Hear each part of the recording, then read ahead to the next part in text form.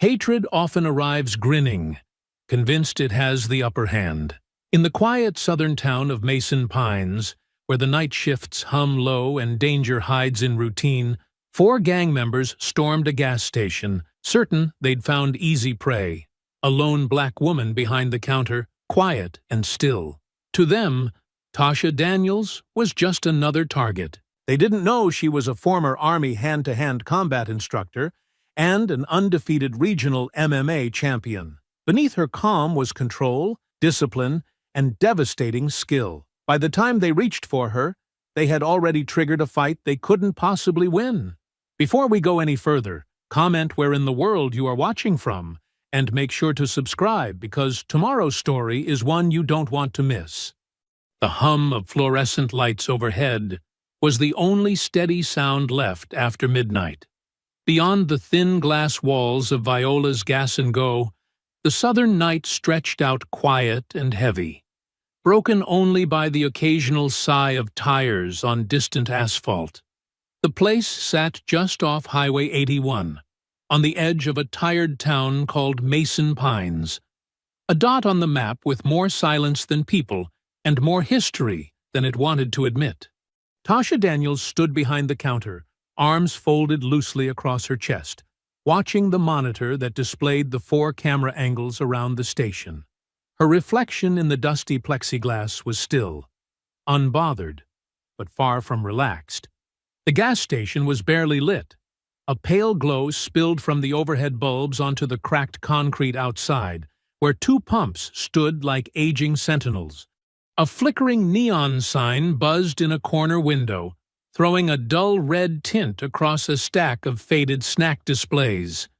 Inside, the air was clean but stale, touched by motor oil and coffee grounds. Nothing had moved in 20 minutes, except for the moths batting themselves against the canopy lights outside. Tasha didn't mind the quiet. In fact, she preferred it. After years of barracks noise, orders barked before sunrise, and adrenaline-drenched deployments, stillness was something sacred. But stillness wasn't safety. She'd learned that too. She stood with weight evenly distributed between her heels, posture casual but precise. A practiced stillness. Her eyes swept over each corner of the store once more before returning to the door. Always the door. She didn't need to be here. Not really. But when Aunt Viola's hip replacement put her out for recovery, there was no question. Tasha had packed a duffel, kissed her apartment in Charleston goodbye for a few months, and come home. Back to Mason Pines. A place she hadn't seen since high school.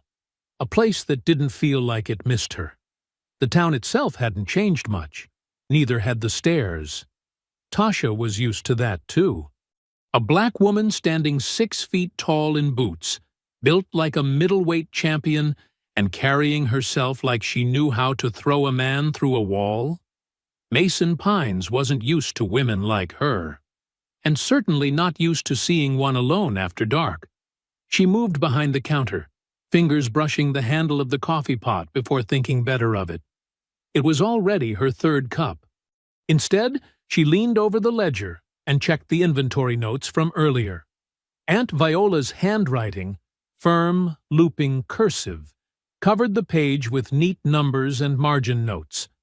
Tasha smiled faintly. Her aunt may have been resting at home with a walker and doctor's orders to stay put, but her brain was still halfway in the gas station. A soft chime broke the air, the overhead bell at the far pump. Tasha's eyes flicked to the monitor again. Just a truck pulling in, headlights off, no movement yet. She didn't tense, not visibly, but something shifted behind her eyes. Mason Pines had its rhythms, church crowds on Sunday, high schoolers loitering in summer, hunters during deer season, and trouble after midnight. That's what Aunt Viola used to say, even before Tasha enlisted. "Tash, this place turns mean when the sun's gone," she once warned. "You don't have to look for trouble here. It finds you." She stepped out from behind the counter, calm and quiet, walking the aisles not because she needed to, but because she knew the store better when she moved through it. Her boots tapped lightly on the tiles. The security mirror above the refrigerated drinks gave her a full view of the front lot. The truck hadn't moved. Someone was still sitting inside, watching. She checked the time. 12:39 a.m. The hum of the cooler behind her seemed louder now. The flicker of the neon sign caught on a bottle of windshield wiper fluid, throwing red across the label like a warning. Tasha exhaled slowly and walked back to the front, her hand resting on the counter near the silent alarm, just in case. Outside, the driver's side door opened. Whoever it was didn't step out right away. A boot hit the pavement. Then another. The door stayed open. Tasha didn't move. She watched. A tall, pale figure leaned against the frame, smoking. His posture wasn't lazy. It was too deliberate for that. He glanced at the building, then back toward the road. A second figure emerged from the passenger side, then two more from the back seat. 4 in total. They stood by the truck for a long moment, talking low, glancing at the storefront. One of them spat into the gravel. Another cracked his knuckles and smiled like he'd already won something. Tasha reached for her phone and texted Lena Hart. 4 outside. Watching. I'm good. Just saying. She set the phone down slowly. No panic. Just readiness. The bell above the door gave a lazy chime as the 4 figures stepped inside, the faint metallic sound barely cutting through the stagnant stillness of the night. Tasha didn't move from behind the counter. Her hands remained resting just beside the register, her expression unreadable as her eyes took them in.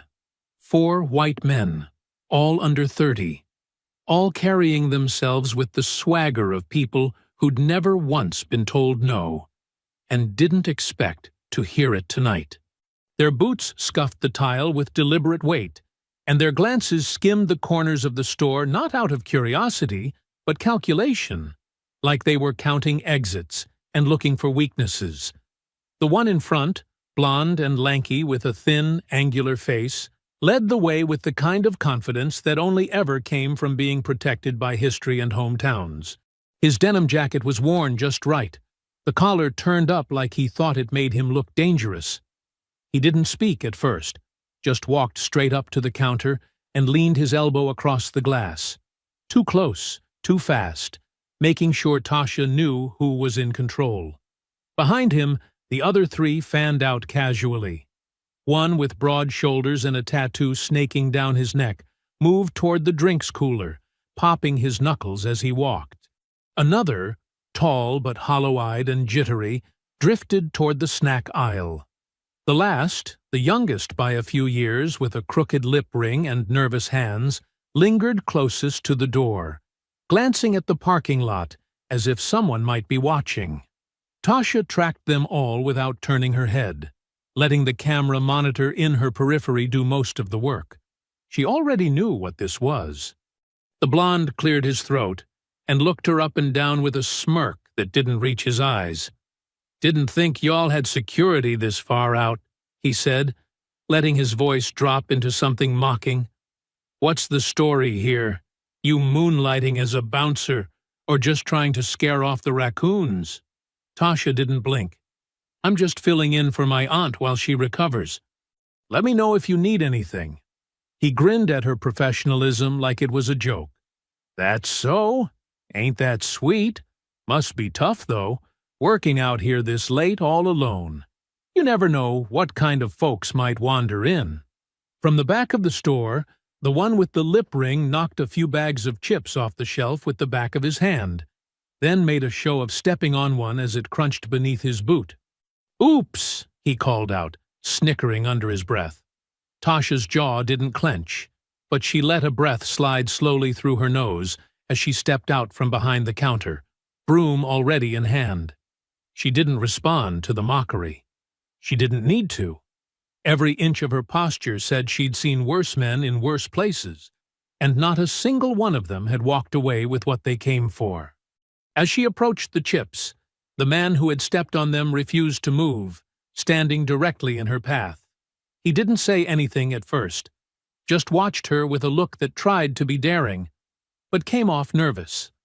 Finally, as she swept the crushed mess into the pan, he leaned in slightly, voice low enough to feign intimacy, but loud enough for the others to hear.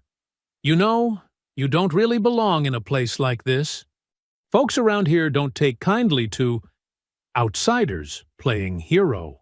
Tasha stood, looked him in the eye for a moment longer than comfort allowed, then stepped past him without giving the insult oxygen. The broom clicked softly against the base of the counter as she stowed it again, her movements smooth, intentional. But the moment she stepped behind the register, the blonde, still perched with one elbow across the glass, straightened suddenly and leaned forward. His hand shot out fast, faster than the others probably expected, gripping her by the collar just above her name tag, yanking her forward like he thought speed would give him leverage. It didn't. Tasha's right arm snapped up between his elbows, breaking his grip in a clean motion taught through muscle memory. Before he could react, she stepped inside his reach, rotated her hips, and drove an elbow into the center of his chest with a force that made him stumble backward and slam into the edge of a candy display. He gasped, stunned, but not unconscious, trying to regain balance, but she was already moving. The moment his back hit the candy rack, spilling wrappers and powdered sugar across the tile, the other three hesitated just a breath too long. And that was all the time Tasha needed.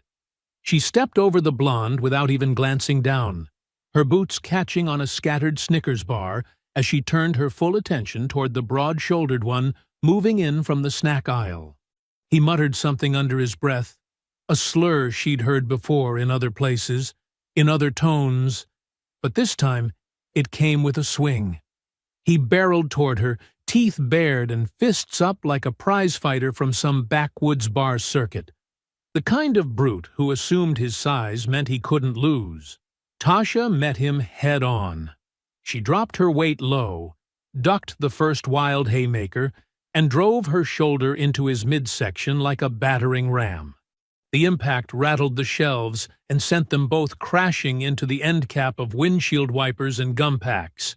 He grunted, stunned, and she twisted her body hard to the right, slamming him shoulder first into the steel corner. The metal rattled, and his head bounced against the rack. But he recovered quicker than she expected, twisting in a grunt of rage and slamming his elbow against the back of her ribs.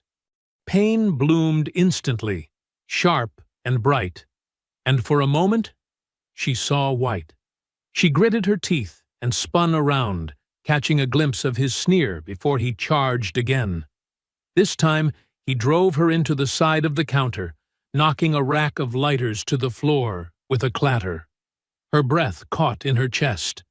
He tried to pin her with both arms, forearm pressing against her throat, breath hot and vile against her cheek as he leaned in. "Not so tough now, are you?" he growled.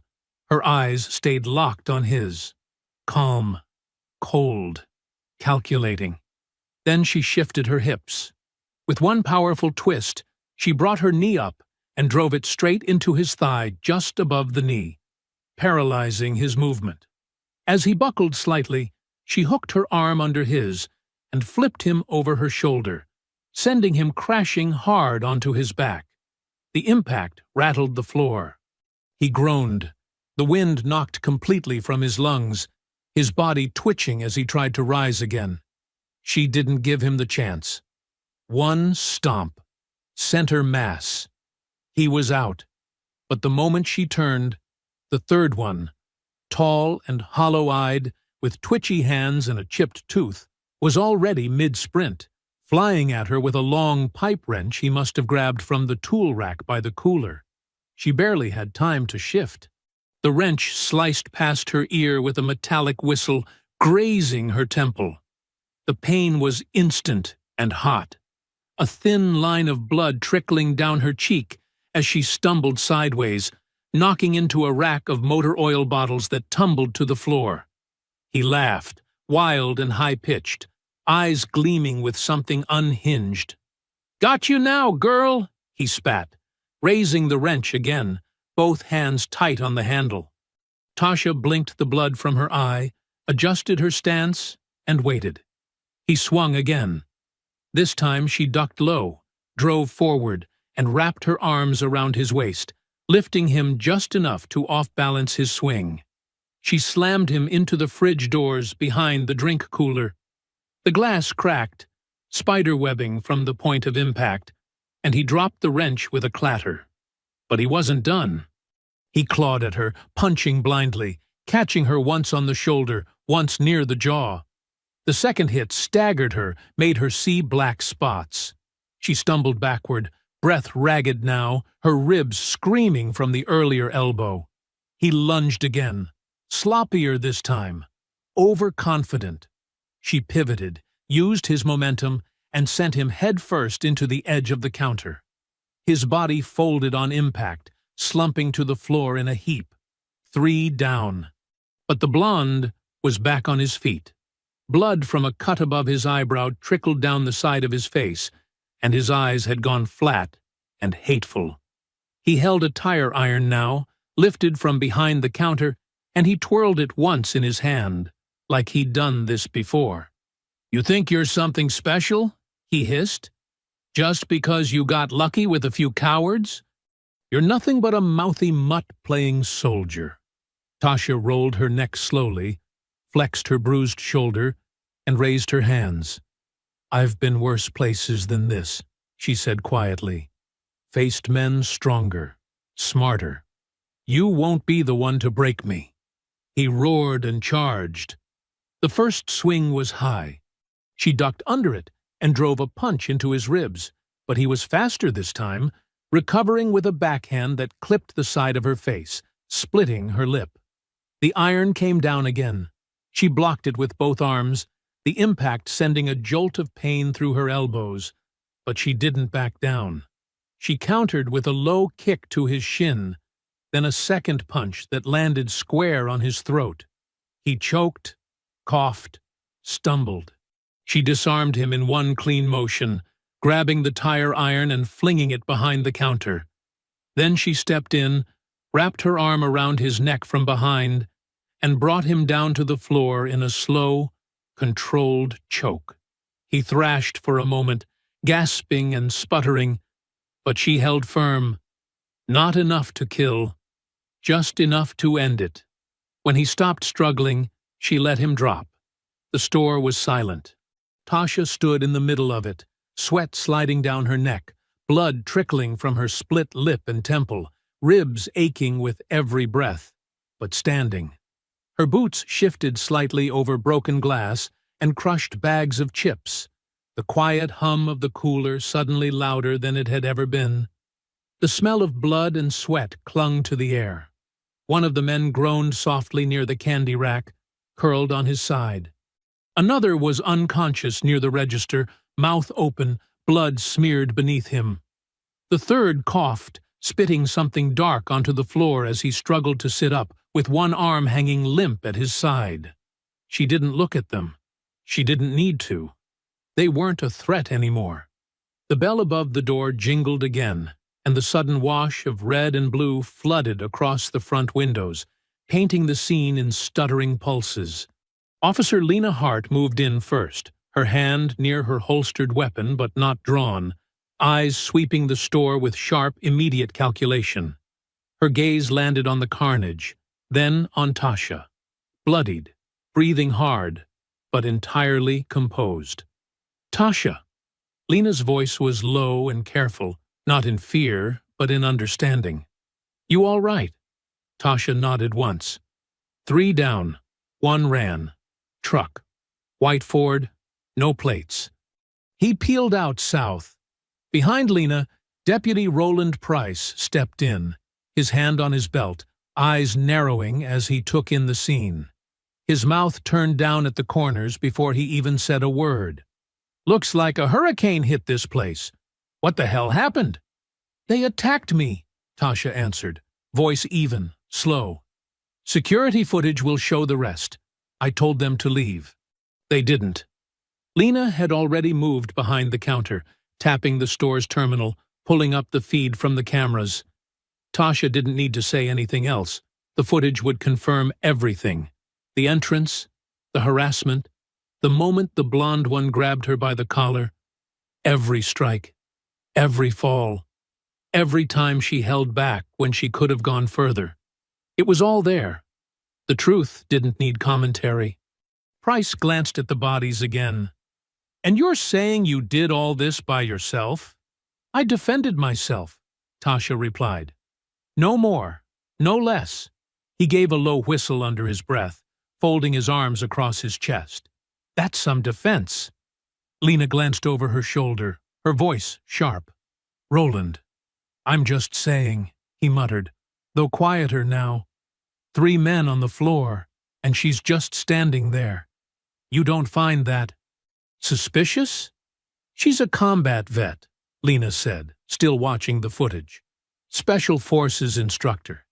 She could have killed them if she wanted. She didn't." Tasha didn't move. She didn't need to defend herself. The proof was on screen, the swelling on her face, the bruises already forming along her ribs. Her restraint was the only reason anyone was breathing. Minutes later, paramedics arrived. One of the men was still unconscious. Another begged for something for the pain. The third, blonde, furious, trying to hide the tremor in his hands, refused to look at her as they loaded him onto the gurney. The moment his eyes met hers, he flinched. Tasha gave her full statement in the back of Lena's cruiser. Her voice was calm, measured. She answered every question with precision. Not emotion. No anger. Just facts. It was all muscle memory at this point. Observe, assess, report. Even now, blood still drying on her lip, she carried herself with the stillness of someone who'd been through worse in places no camera had ever reached. Deputy Price hovered nearby, but kept his distance. The way Lena took Tasha's word without pressing, the way she handled the evidence, it was clear who believed her and who didn't. But belief wasn't required. Proof was. When the last ambulance pulled away and the sun began to touch the treetops with a dull gray light, Lena returned Tasha's phone and nodded once. "You did good," she said. "I'll walk you through filing the charges once you're cleaned up." "I'm fine," Tasha said automatically, then caught herself. She wasn't. Not completely. Her ribs were on fire, her face ached, and she was starting to feel every hit she'd absorbed now that the adrenaline was draining away. "Go to urgent care," Lena said, reading it on her face. "Get checked. I'll have someone guard the station till daylight. We've got enough here for 3 solid arrests. No one's walking away from this clean." Tasha nodded. But even as she stepped into her truck, even as she drove to the clinic, she couldn't shake the feeling in her chest. Not fear, not pain, but something colder. Unfinished. She didn't sleep that morning, not with ice pressed to her ribs. Not after the local news posted the story. Veteran store clerk defends herself in brutal late-night attack. The headline was picked up by a bigger outlet before she even took a second shower. By afternoon, the video footage, posted from a police leak probably, had been clipped, edited, memed, hashtagged, and shared 1,000,000 times. The views climbed. The comments poured in. Some hailed her as a hero. Others questioned her restraint. A few, angry, small-minded voices, accused her of being exactly what those men claimed she was. She ignored them all. Tasha had seen what fame did to people. She didn't want her face on shirts or signs. She didn't need recognition. She'd done what was necessary, the way she always had. But somewhere else, in a dim, quiet room lined with tools and peeling drywall, Jace Monroe watched the footage on repeat, eyes bloodshot and jaw clenched tight. The cut where his lip ring had torn free was crusted over now, the bruise on his jaw yellowing at the edge. He didn't blink as he watched her elbow drop one of his boys. He didn't speak as she dropped the third. He didn't flinch as the comments scrolled past on his cracked phone screen, each one a digital humiliation. He watched her face freeze on the final frame. Calm, resolute, standing above the mess they made. Then he scrawled something on the wall in black marker. She don't get to win. And beneath it, we're not done. The sun had barely climbed over the treetops when Tasha pulled into the lot, her body stiff from a night of restless half-sleep and pain that pulsed steadily beneath the tight compression of bandages around her ribs. She stepped out of her truck with slow control, not because she was uncertain, but because pain had a way of demanding respect when it settled deep in the bone. The cool morning air brushed against her skin, but it wasn't the weather that made her pause before unlocking the door. It was the sight of the back wall. The first thing she saw was the dripping black paint. Thick strokes sprayed across the faded siding with hurried aggression but unmistakable intent. The words were uneven, letters leaning and colliding like they had been scrawled in fury more than precision, but they were readable from 20 yards away. "We coming for you, Tasha."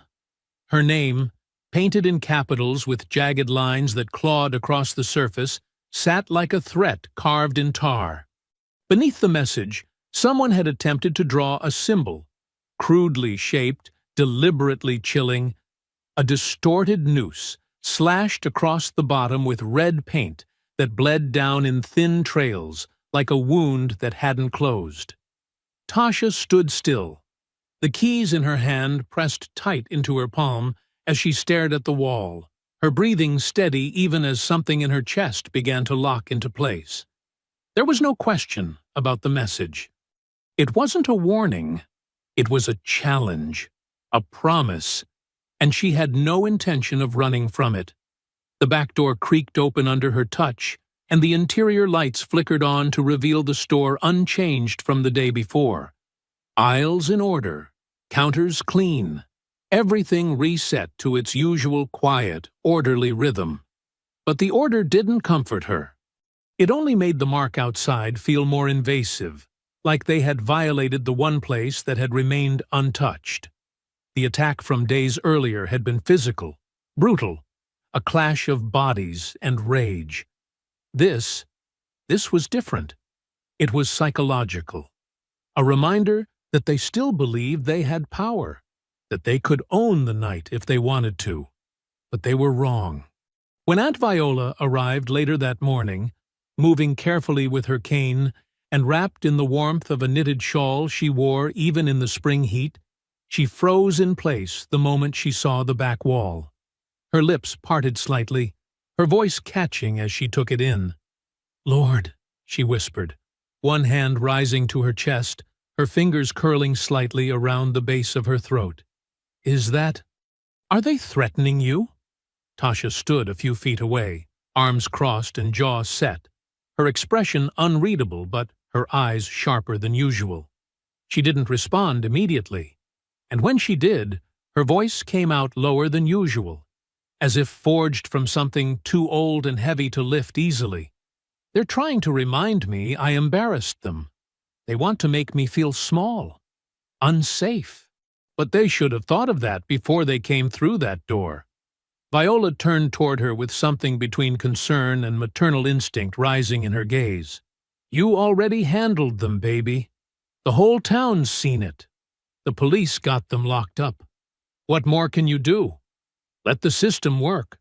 Tasha didn't laugh, but the smile that crossed her face was colder than the morning air. "The system showed up 10 minutes after it was over. That wall didn't paint itself last night, and I don't plan to be caught reacting again." Viola shook her head slowly. "You can't live waiting for them to come back." Tasha met her eyes then, voice calm but unyielding. "I'm not waiting for them. I'm preparing for them." That afternoon, while the regular customers trickled through, locals who avoided mentioning the viral video but whose glances stayed longer than necessary, Tasha began upgrading the security system. She didn't call in professionals. She didn't need to. Her time in the army had taught her more than how to fight. She knew how to fortify a location, how to anticipate movement, and how to record it without anyone knowing it was being done. She installed 4 new cameras, each with high-resolution infrared, mounted in places that wouldn't be noticed at first glance. One watched the back wall. Another monitored the alley beside the station. 2 more kept silent vigil over the front lot and the entrance. All of them fed directly into her phone in real time, backed up to cloud storage and encrypted drives.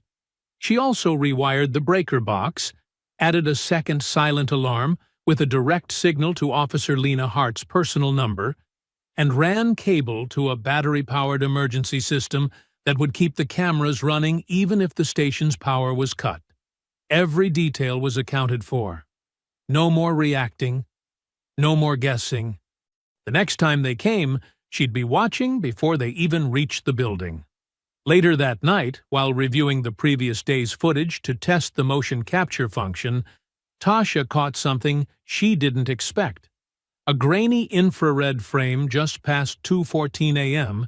From the back alley, cam showed 2 trucks pulling up in tandem, both dark, unmarked, with their plates deliberately removed. 6 figures stepped out. 5 young men, one familiar shape leading them. Even in low light, there was no mistaking the stride, the posture, or the way he stood slightly apart from the others, pointing, instructing, commanding. Jace Monroe. He wasn't hiding anymore. In fact, the way he moved told her he wanted her to know it was him. She watched as he led the new group around the edge of the station, directing them like a man assigning tasks. One of them sprayed more graffiti on the wall. Another shattered the security light above the dumpster. But they didn't try to enter. Not yet. It was a rehearsal.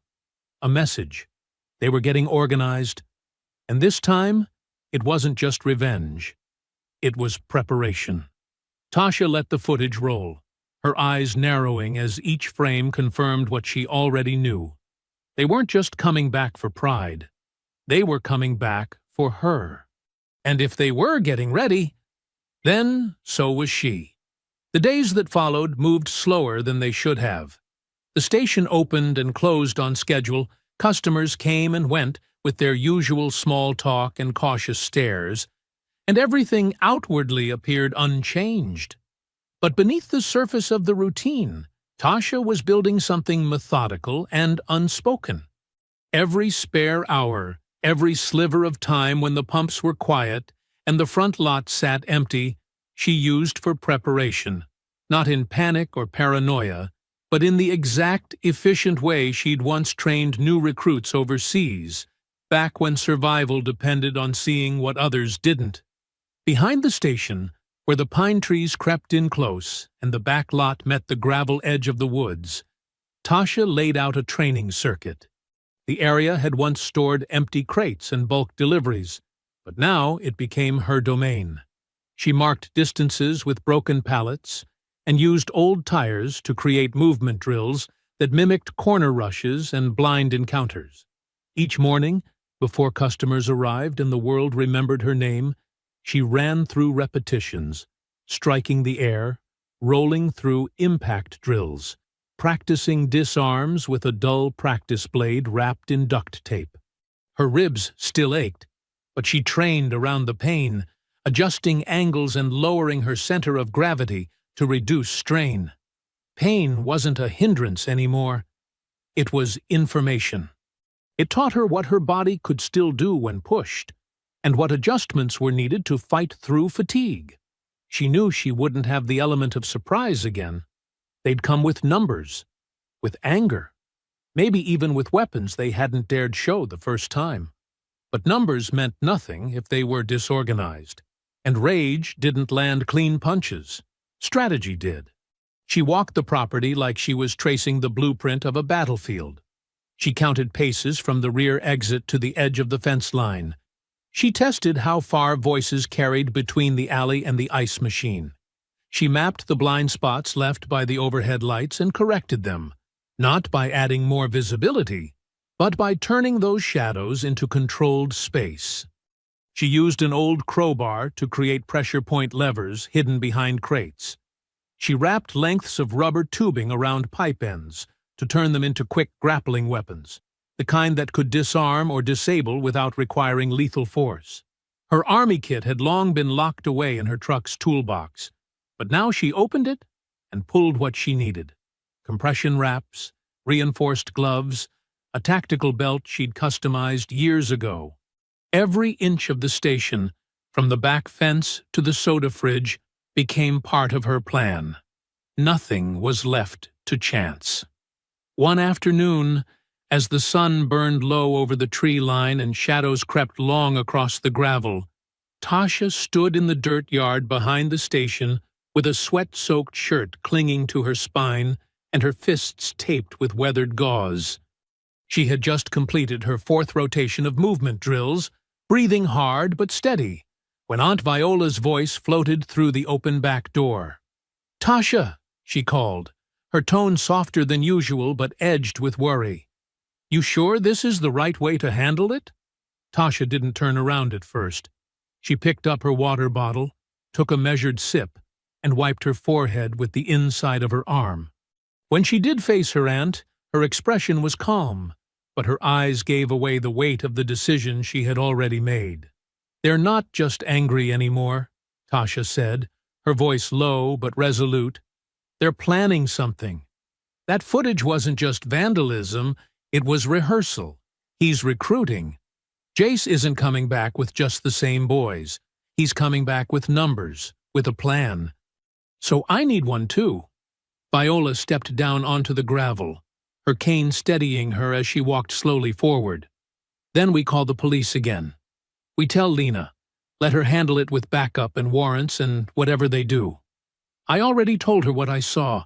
I sent her the footage, but she can't move on it yet. Not without a warrant, not without another incident. And they know that. That's why they're waiting. They're baiting me, testing how far they can go before someone stops them." Viola's eyes narrowed with concern. "So you're going to fight them again? Alone?" "I'm going to end it. Not because I want to, but because I know what happens if I don't." That evening, Tasha loaded Viola's overnight bag into the back of a neighbor's car, a retired schoolteacher named Miss Evelyn, who lived 5 miles down the road and had a sturdy house with cameras and a reinforced door installed by her late husband. Viola didn't argue. Not because she agreed, but because she knew that once her niece made a decision, there was no prying her from it. As the car rolled down the gravel drive and disappeared past the edge of the trees, Tasha stood in the lot alone, the last light of day cutting across the station's roof like a final warning. Later that night, Lena pulled up unannounced, headlights off, her cruiser barely making a sound as it coasted to a stop by the pumps. Tasha had seen her coming long before the tires touched the gravel, another advantage of positioning, of awareness. She stepped out from the side of the building, arms folded, her hoodie zipped to the neck, her hands still wrapped in tape from that evening's drills. Lena didn't bother with small talk. "You're planning something," she said. "I saw the camera placements on the footage you sent. I saw the way you're moving in those angles. You're not just watching for them. You're setting them up." Tasha nodded, unbothered. "I'm not going to sit here waiting for someone else to clean up this mess. They're not just some wannabe gang. They're organized now. Jace is playing chess, and I'm not letting him make the next move. You know how this looks," Lena warned, stepping closer. "If something goes wrong, if someone gets hurt, they'll say you escalated it. Doesn't matter what the footage shows. You're already the headline. You think they won't flip it again?" "I'm not trying to be a hero," Tasha said, her voice quiet but firm. "I'm trying to stop a war before it starts." Lena stared at her for a long moment, the silence between them filled with old understanding and new fear. Then, with a reluctant sigh, she opened the door of her cruiser and handed Tasha a second burner phone. "If it goes sideways," she said, You call me. Direct. No radio chatter, no dispatch. Just me. Tasha accepted the phone without hesitation. The sun had set. The night had begun. And so had the countdown. The wind had dropped to nothing by the time the clock crept past 2 a.m., leaving the air still and suffocating with tension. A low mist had started to form near the tree line beyond the gas station, blurring the edges of the gravel lot and making every distant shape seem more alive than it was. Tasha sat in darkness just behind the stockroom door, crouched low beside the water heater, her eyes trained on the small phone screen in her hand. The feed showed everything in real time: the front pump, the alley, the back wall. Motion sensors were armed. Surveillance was synced. Every camera caught the moment the 2 black pickup trucks pulled into the lot, their headlights off, their engines quiet as breath. 6 figures climbed out. 5 wore dark hoodies and cloth masks pulled over their faces, hands gloved, posture aggressive.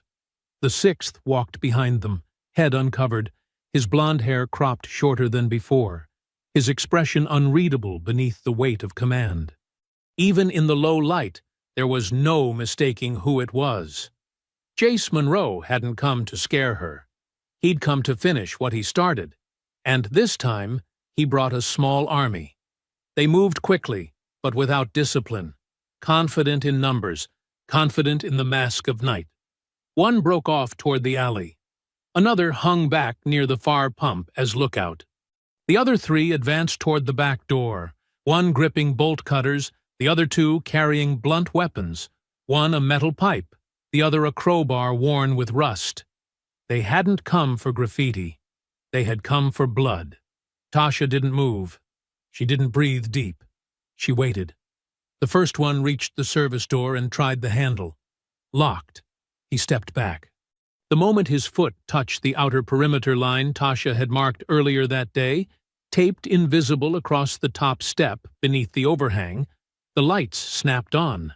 A flood of white light exploded across the back of the building, powered by concealed halogen beams mounted in the eaves, and for 1 full second, every man in the lot froze in the glare like cornered prey. Their shadows stretched long and distorted behind them. Their formation broke instantly. One staggered back into the alley. Another cursed and dropped the crowbar with a clang. The silence they'd arrived in was shattered. Tasha moved before any of them could. She pushed through the side stockroom door, emerging from the blind spot with practiced, calculated speed. Her boots didn't hesitate as she sprinted the 10 paces to the nearest man, the one with the pipe, who had just begun to recover from the shock. She struck low and fast, aiming her first blow at the side of his knee, folding his stance instantly. As he fell sideways, she followed with a second strike to the ribs with the short baton she carried, a modified training weapon she'd weighted herself. He screamed once before crumpling. The second man turned at the sound, pipe raised high in panic rather than strategy, and she charged before he could swing. Her shoulder collided with his chest, and she used the momentum to drive him backward into the side of the truck. His head hit the frame with a dull thud, and she pulled back just enough to drive her elbow into his jaw, snapping it sideways. He collapsed without ceremony. Behind her, someone yelled, "Too late." Tasha spun to find the third one, the tallest, lunging from behind the stack of pallets near the dumpster, a short chain swinging wildly in his hands. He brought it down with full force. She ducked, felt the air shift just inches above her, then surged upward with a strike to his midsection that doubled him over. She grabbed his hood, yanked him off balance, and dragged him to the ground in a controlled sweep, locking his arm behind him and wrenching until he went limp. 3 down. The fourth emerged from the alley, smaller, quicker, clearly younger, and froze when he saw what had become of the others. For half a second, his legs twitched as if debating whether to attack or retreat, but the decision came quickly. He turned and ran. Tasha didn't chase. Not yet. She turned back toward the pump station, watching the last masked man raise a pistol, not at her, but in the air. A threat, a bluff, or worse, a signal. His hand trembled. She stepped forward slowly, body angled, heart pounding beneath her bruised ribs. She raised her hands, not in surrender, but in focus. "Drop it," she called out, her voice level, powerful. "You're not ready for what happens next." He hesitated, blinked, and ran. Tasha sprinted after him. She moved with the same fluid intensity that had once earned her medals in the desert. Her body screamed with pain, but her mind was fire. She chased him through the side lot, over the concrete divider, across the gravel toward the abandoned storage warehouse that loomed just past the trees. He was fast, but she was faster. Every step narrowed the gap. He darted through a broken side gate and toward the maintenance ladder at the back of the structure. As he climbed, she recognized the way he moved, the tension in the shoulders, the calculated pauses. This wasn't a recruit. This was Jace. She stopped at the base of the ladder, looked up at the roof line where his silhouette paused. "You don't have to do this," she said, breath ragged but even. "It's already over." From above, his voice came down cold and clear. "Not until you're beneath me." Then he disappeared over the edge. Tasha climbed after him, slow and deliberate, her hands flexing on the rungs, every breath measuring the moment before the final confrontation. She reached the top and stepped into the dark. The rooftop was wide and scattered with gravel, its surface uneven and broken in places where the old tar had cracked under years of sun and neglect. A dim floodlight from a distant pole cast just enough glow to define the edge of the roofline, leaving the center cloaked in shifting shadow. Tasha pulled herself over the final rung and rose slowly, eyes adjusting, ears tuned to every crunch of loose stone beneath her boots. Jace stood about 10 feet away, breathing hard, arms loose at his sides, his expression somewhere between amusement and contempt.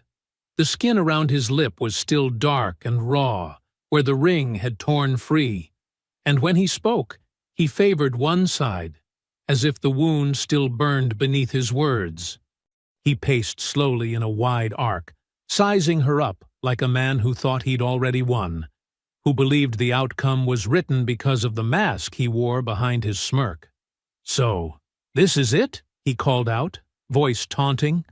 "All that training, all that buzz about you, MMA champ, Army tough girl. I came all this way to see it, and you're standing there like you're scared to move." Tasha's stance remained steady, her posture lowered slightly, her left foot angled just ahead, weight balanced.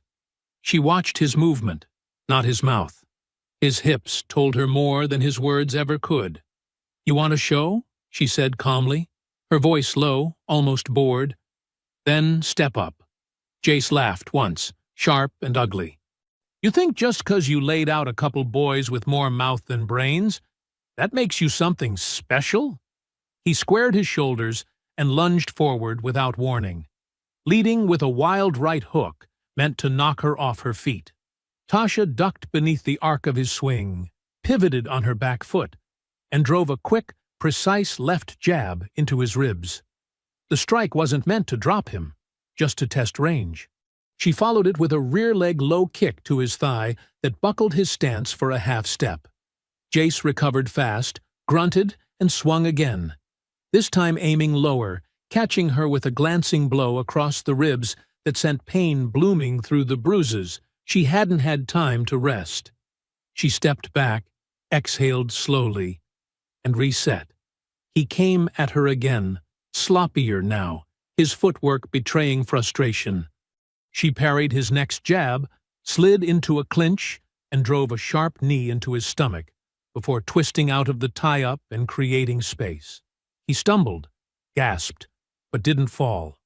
"You're not even that fast," he spat, wiping at his lip, which now bled at the corner. "All hype." Tasha rolled her neck, flexed her gloved fingers. "Then stop running your mouth and test me properly." That got under his skin. He charged again, this time trying to wrestle her to the ground with brute strength, arms wrapping around her torso in a takedown attempt. She lowered her base, spread her stance, and resisted the drag. Using his momentum, she pivoted and executed a textbook sprawl, her weight pressing down on his back, then twisted into a side control that ended with her elbow hammering down toward his shoulder. He shoved her off with a desperate surge, both of them rolling across the rooftop gravel. Tasha felt the scrape tear at her forearm, the sting sharp and immediate, but she ignored it. She was already rising, legs beneath her, posture restored. Jace came in again, slower now, breathing ragged, and tried to fake left before throwing a knee. She caught it, wrapped her arm around his leg mid-strike, lifted with a hip turn, and slammed him backward onto the roof. The impact rattled the loose gravel beneath them. She followed with a mounted position, one knee pinning his midsection, the other raised for balance. He threw a wild hook from beneath her, caught her across the cheek. Her vision sparked white. She tasted blood. But it wasn't enough.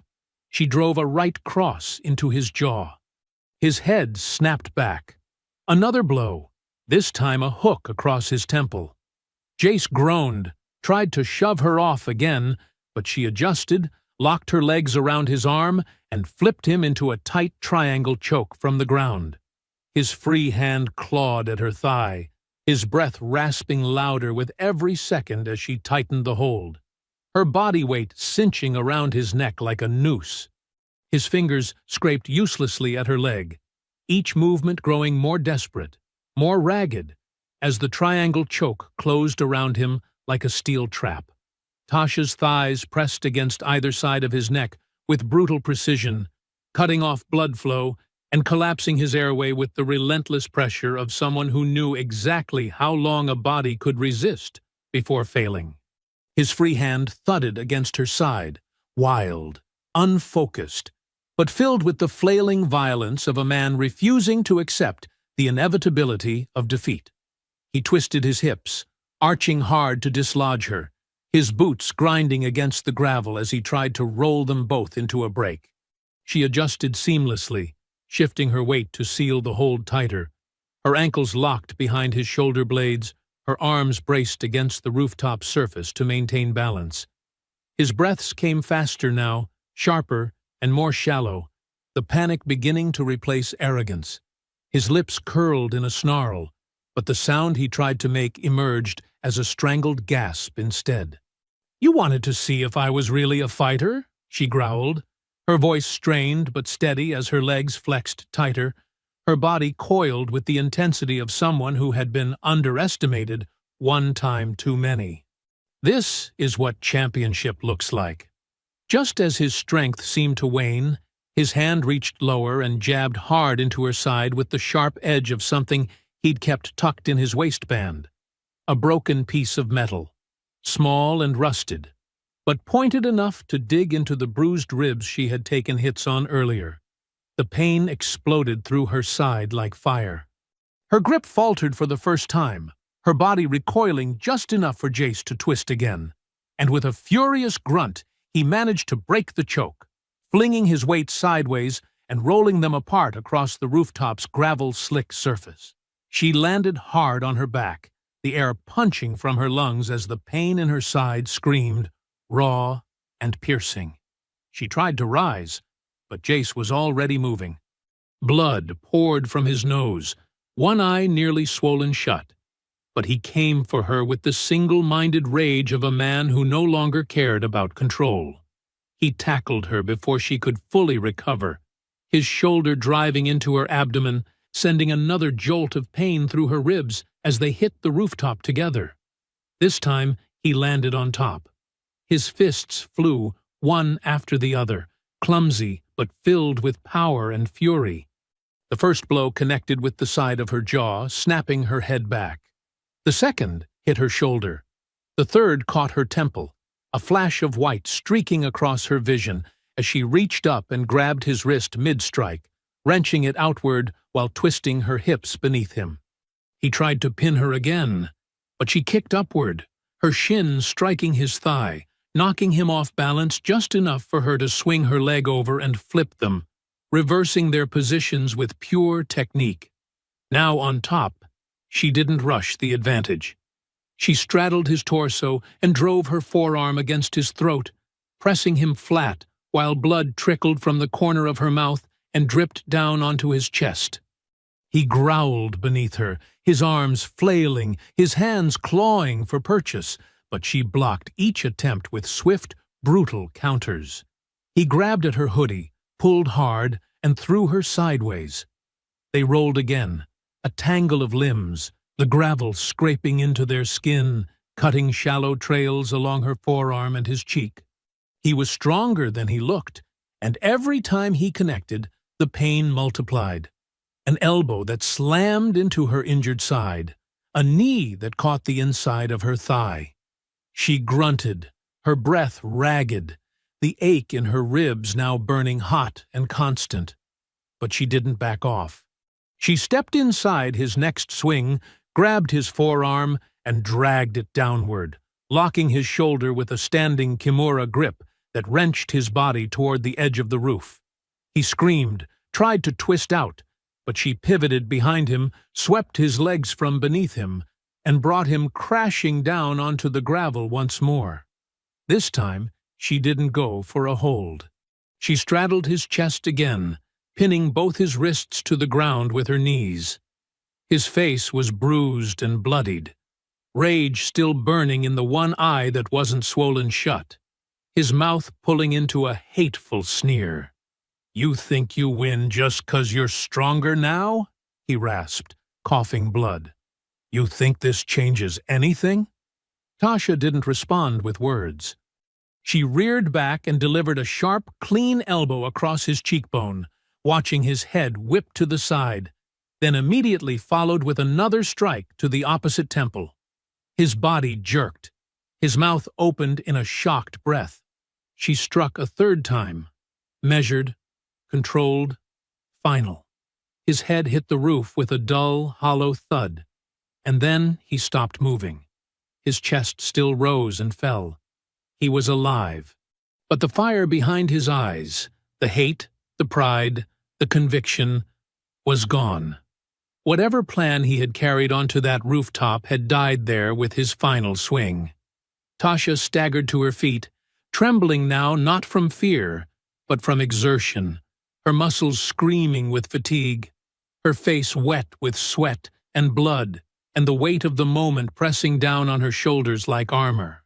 Tasha stood over Jace's unconscious body as the rooftop lights pulsed gently behind her, their steady flicker matching the throb in her bruised ribs. Her chest rose and fell with effort, her knuckles still swollen, blood dried along her jawline and brow. Gravel clung to her hoodie and scraped along her forearms where the skin had split. But none of it mattered in that moment. The fight was done. The damage delivered. The silence that followed wasn't relief. It was responsibility. She reached for her phone, still strapped to her chest beneath her jacket, and tapped the camera icon. The screen lit her face faintly in the night, catching the raw truth in her expression. Pain, fatigue, determination. She turned the lens slowly, panning over the rooftop, showing each man where they had fallen. Jace lay at her feet, one arm twisted awkwardly beneath him, his face swollen and slack. She didn't add commentary. She didn't need to. The truth was etched in blood, in the positions of the bodies, in the effort it had taken to stay standing. "This is Tasha Daniels," she said, her voice low but clear, every word deliberate. 6 men attacked my aunt's station tonight. I've incapacitated 4. 1 escaped. I am unharmed but injured. This was not a mistake. This was retaliation. You'll find the evidence in the footage, the rooftop, and in their truck parked behind the building. I need backup. I need medical. I'll hold position until you arrive. She ended the recording and immediately attached the video clips, both her own and the live security feed she had saved from earlier, and sent them to Lena Hart's direct number.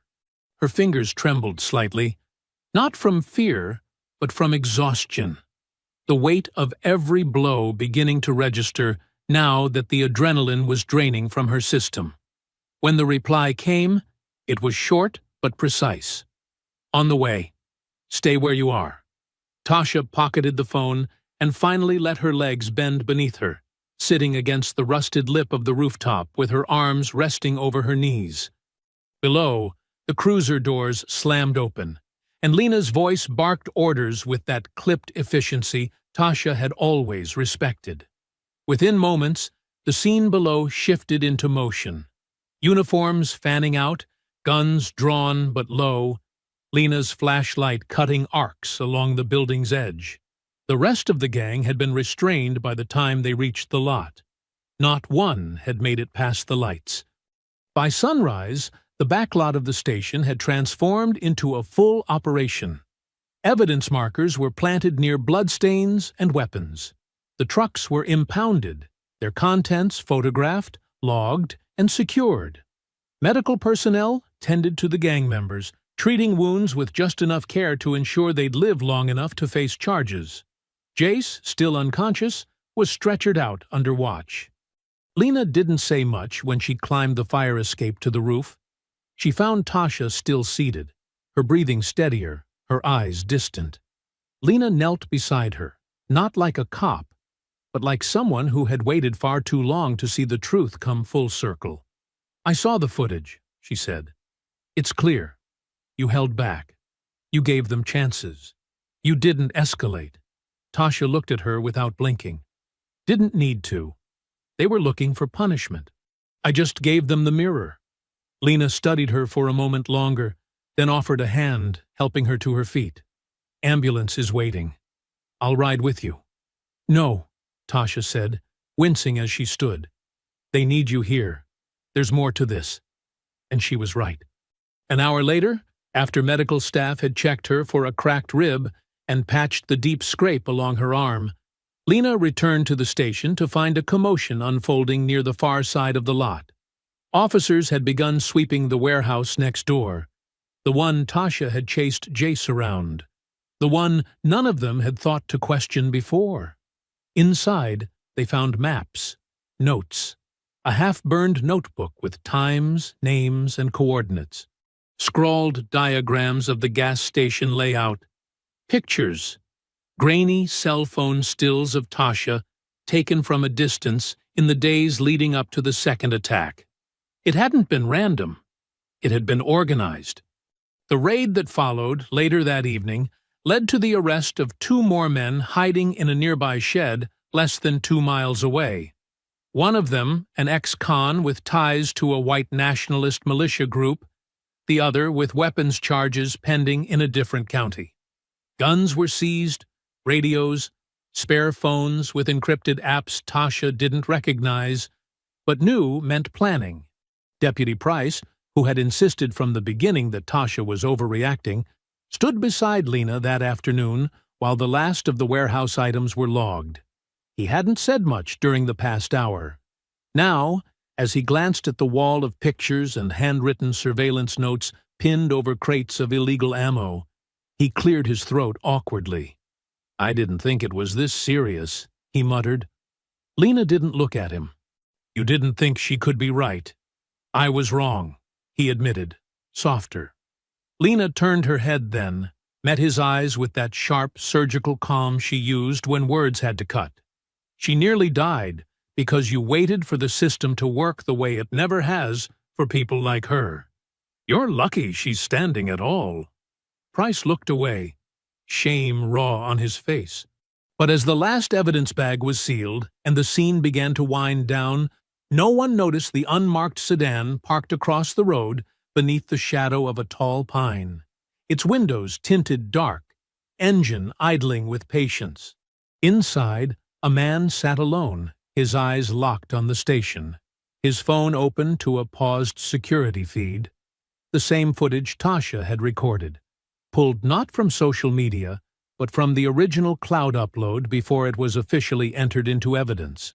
Within 48 hours, Tasha's face had been broadcast on every major network, posted in digital news feeds, clipped into viral reels, and framed with captions ranging from veteran hero to guardian of Mason Pines. The video of the rooftop fight, leaked from a bystander's phone, likely someone from the emergency response team, was already circulating by the time the official statement was drafted. And once the unedited security footage followed, showing the gang's coordinated attack and Tasha's unflinching, brutal defense, the story took on a life of its own. News anchors praised her calm under pressure. Military veterans applauded her tactical control. Women's organizations began referencing her as a modern symbol of resilience, of self-defense done right. A handful of martial arts gyms even used stills of the rooftop triangle choke as promotional material, citing her control and form. Some platforms called her the embodiment of tactical grace. Others simply said she did what anyone in her position should have done, and what so few could have survived. But Tasha wanted no part of it. She refused almost every interview, declining cable news appearances and feature spreads in glossy magazines. She turned down invitations to speak at panels, to appear on podcasts, to attend fundraisers built around her story. When a documentary team offered to come to Mason Pines to film a dramatized retelling of the fight, she ignored the email entirely. She wasn't interested in spectacle. She had done what was necessary. She had survived. And for her, that was enough. But the world didn't stop. Social media carried the weight of the story forward whether she participated or not. And soon, others, online researchers, independent investigators, civilian sleuths with too much time and very sharp eyes, began digging through the details. Names from the arrest records were posted, faces identified, criminal histories pieced together from scattered county logs and court databases. At first, it all seemed straightforward. A group of white men with records of minor violence, local harassment, trespassing, drunk and disorderly conduct, nothing that hadn't been seen before. But then came the anomalies. One user, a data analyst who worked in cybersecurity by day, pointed out that several members of the gang, especially Jace and two of the others, had arrest records that disappeared shortly after booking. Public databases showed gaps. Charges filed, but no outcome. Complaints logged, but no trial. In several cases, the dates aligned with periods of employment at private security firms operating along the southern border or embedded in overseas contracts under third-party defense operations. Another Reddit thread traced the older brother of one of the gang members to a former employee of a security outfit known as Perimeter West, a now-defunct firm that had once operated out of Nevada, quietly absorbed into a larger conglomerate tied to private military consulting. That same user posted screenshots from a now-deleted Facebook group where former Perimeter West employees discussed retraining programs for rural defense and referenced a list of candidates considered ideologically aligned. The words were vague, but the implications weren't. This wasn't just a group of backwoods punks with a grudge. There was structure behind them. There was training. There was recruitment. And someone had been clearing their records along the way. Officer Lena Hart had noticed it too. While processing the paperwork for the post-raid arrest files, she found inconsistencies that made her stomach turn. She'd been an officer long enough to know that every arrest had a paper trail, whether dropped, dismissed, or otherwise, and yet some of the names connected to the warehouse evidence had redacted entries or outdated warrants that no longer showed in the system. One man had been arrested for illegal weapons possession in Georgia, only to be released without formal charges the next day. Another had been connected to a hate group in Montana, but no official watch list ever marked him. It didn't add up. She sat in the precinct's back office late one evening, the glare from the monitor washing over her face as she compared files side by side. Redactions. Missing case numbers. No follow-up investigations. When she tried to call in a favor from an old friend in records over in Houston, he told her plainly, "These names have flags above my clearance level. I don't know what they're tied to, but someone bigger has their hands in this." She didn't like it, and she knew Tasha wouldn't either. The next morning, Lena drove to the gas station. The lot was quiet, the paint still faded where the graffiti had been power-washed off, but the station looked intact, still standing, still working, just like the woman inside. Tasha was behind the counter, going through invoices and shipment receipts, her bandaged arm moving stiffly, but without hesitation. Her face was less bruised now, but her eyes remained the same, steady, alert, always reading ahead. Lena stepped in, removed her sunglasses, and dropped a thin folder on the counter. Tasha glanced at it, then back at her. "What am I looking at?" she asked, not breaking rhythm as she signed a form. Redacted records. Men with backgrounds that were wiped clean. Affiliations with a private security network that hasn't officially existed in 3 years. And court documents that disappeared somewhere between county and federal levels. Tasha paused. She set her pen down carefully. "And you're telling me this wasn't just some angry locals with too much time and hate in their guts?" Lena shook her head. "I'm telling you, this goes higher than that. Someone's been protecting them. Someone wanted them trained, armed, and angry." Tasha didn't flinch. "Then it's not over." "No," Lena agreed. "It's not."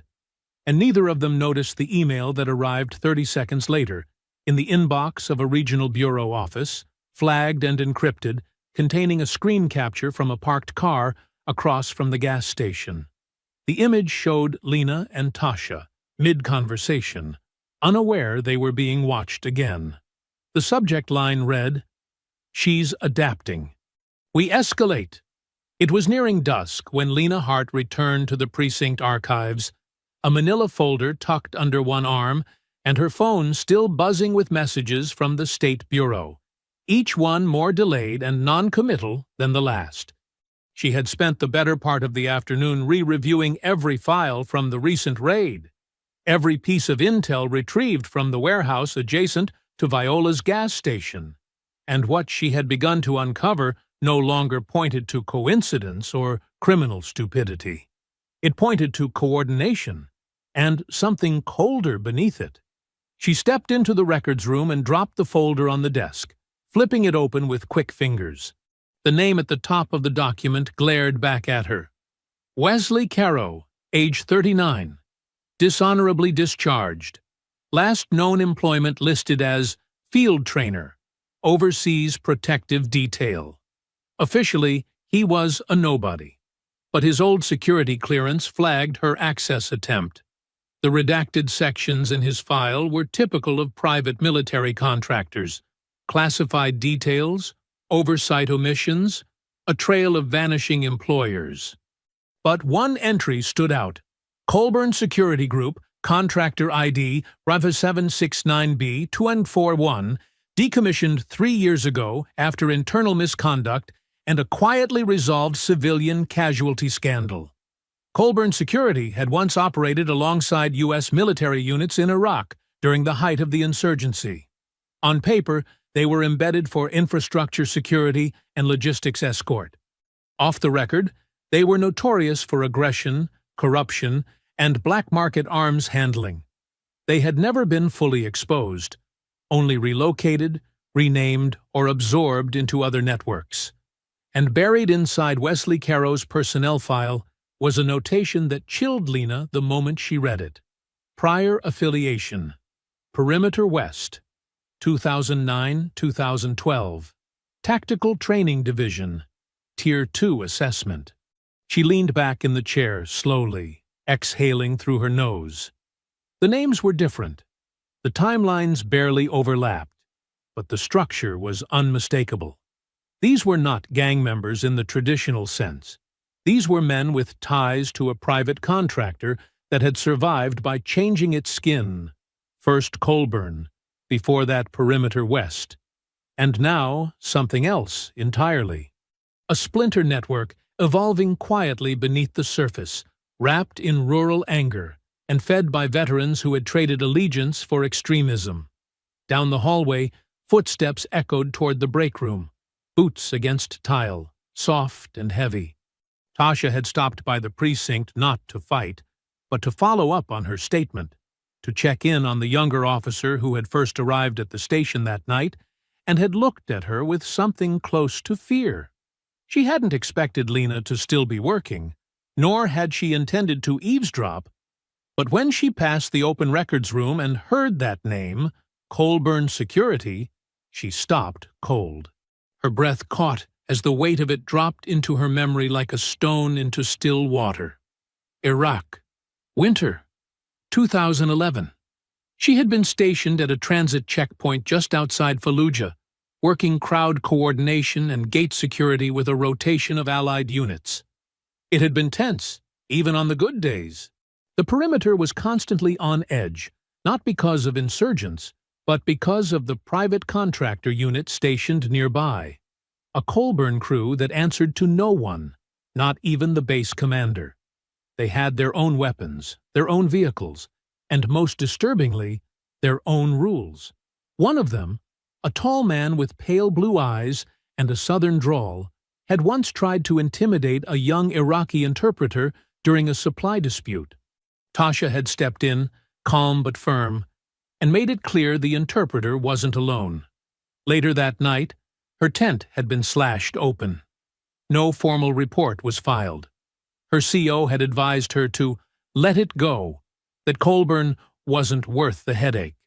But she never forgot the way the man had looked at her afterward.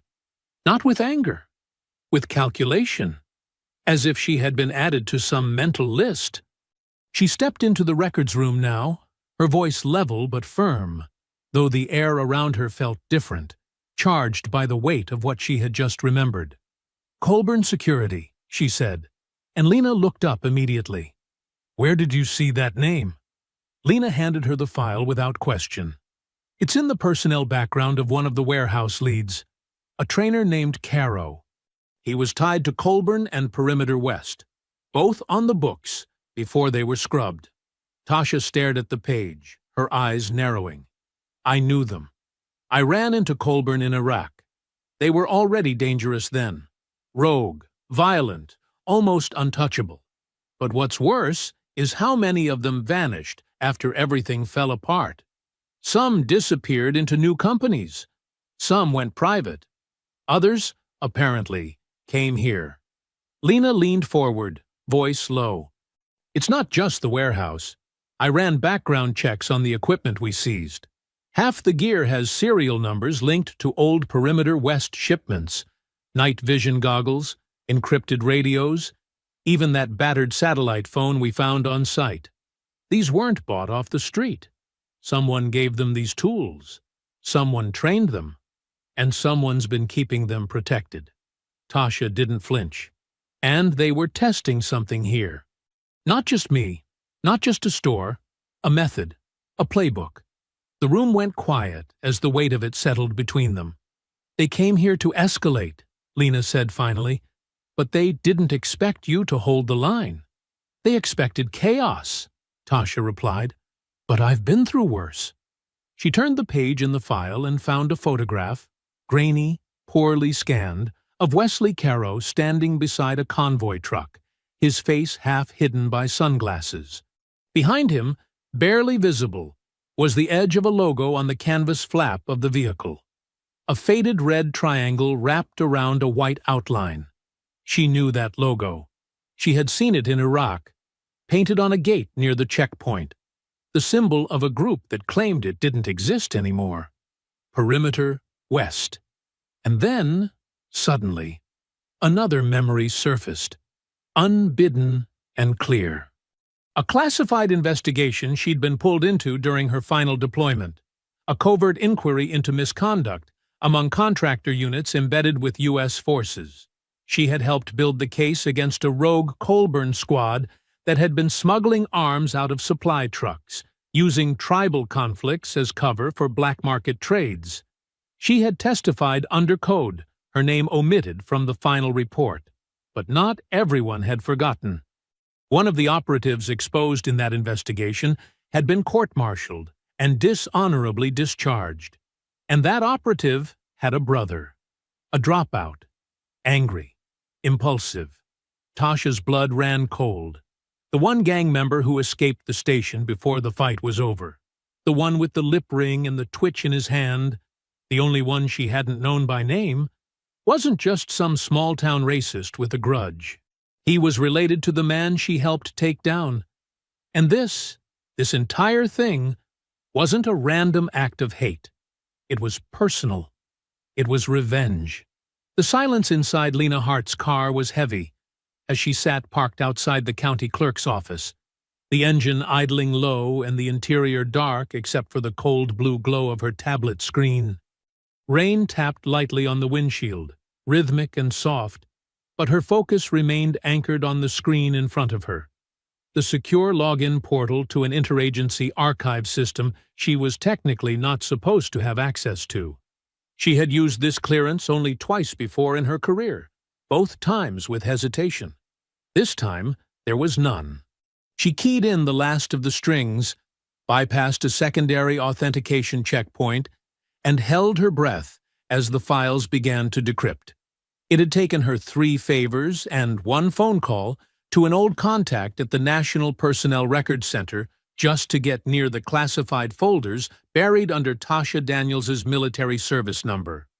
On the surface, Tasha's record was clean. Honorable discharge, exemplary conduct, medals earned in Iraq, Afghanistan, and special commendations for her work in civilian military liaison units. But behind the walls of redactions, past layers of locked reports, was a file labeled only as Operation Dagger Set, JSOC Coordination, 2011. The details weren't all there. Even Lena's clearance hit a wall just before the field operation logs. But she saw enough. Tasha Daniels had participated in a black site investigation involving multiple agencies and a covert civilian contractor audit overseas. Her primary mission, though never publicly acknowledged, was surveillance and reporting of private military contractor corruption on Allied soil. Among the flagged organizations was Colburn Security Group, and within that, a domestic intelligence collection unit hidden behind the title Recruitment and Reintegration Division. The entire task force had been dissolved shortly after Tasha's report triggered internal escalation. The mission was deemed a closed file, a threat neutralized, but the pieces didn't line up anymore. Lena flipped to the attached memo dated 18 months after the operation's closure.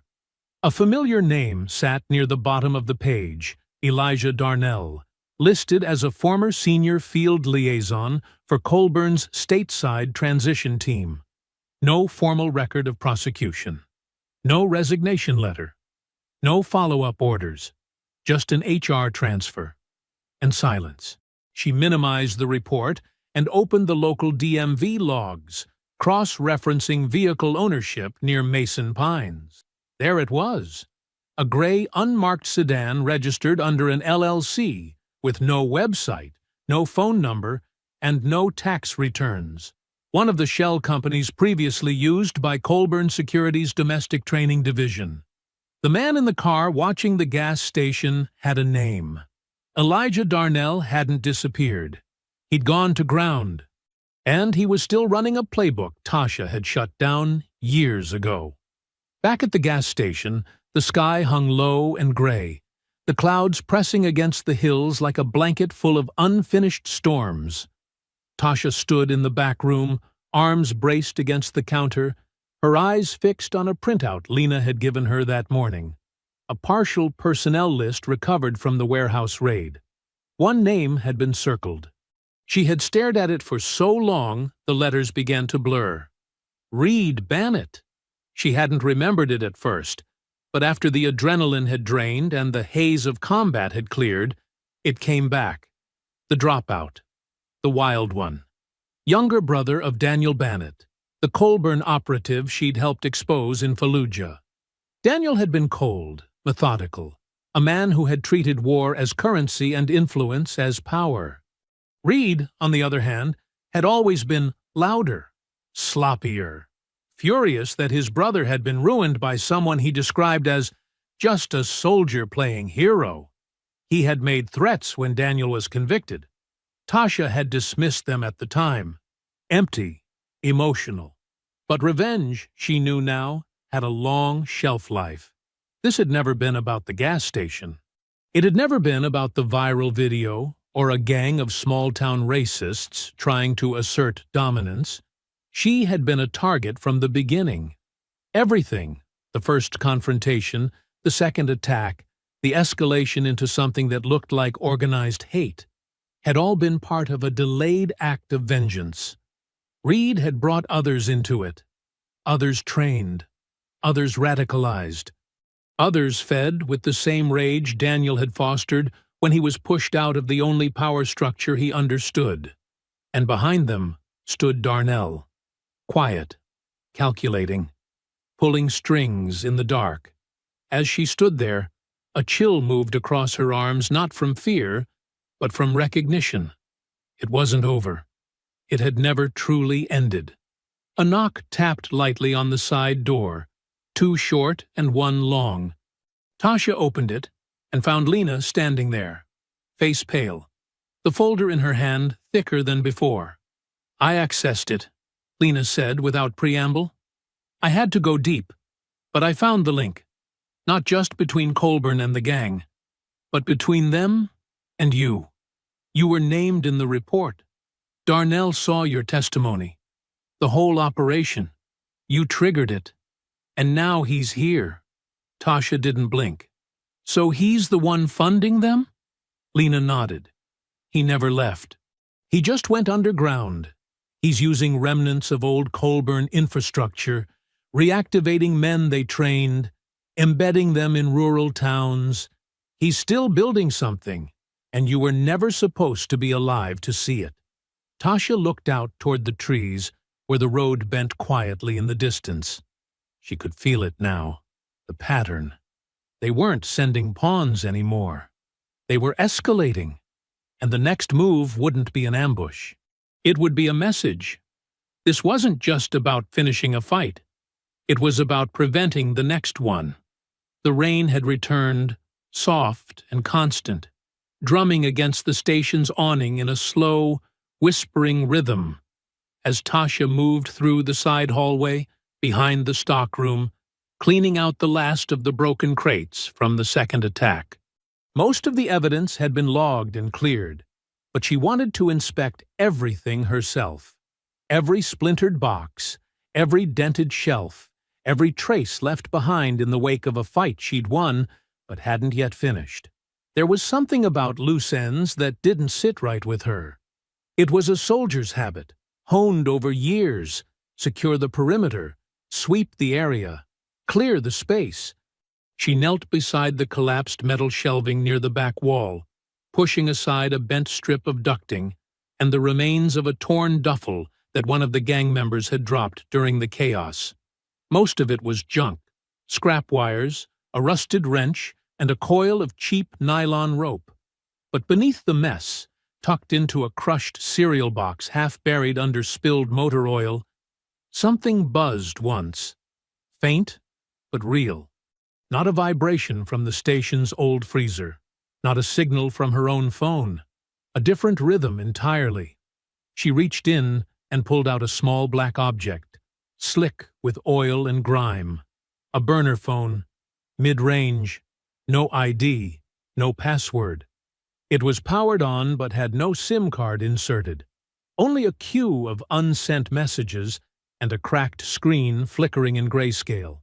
Tasha stared at it for a long moment, her pulse steady, her mind already working. Someone had stashed this here. Not recently. Not during the rooftop fight. This had been hidden earlier, possibly days ago. Likely a backup device left behind during planning. Maybe someone on the crew wasn't as loyal to Jace as they pretended to be. She wrapped the phone in a rag and carried it to the back office, her movements precise. Once inside, she sat at the desk and began scrolling through the files stored on the internal memory. There were no photos, no contact names, but there were messages, short, fragmented, and stripped of context. Confirm location. Silo intact. Drop rescheduled 11C. Use ridge path. East entrance only. Recruits cleared. Test pending. Watcher reported. Verify cleanup. Daniel's still in play. Priority remains.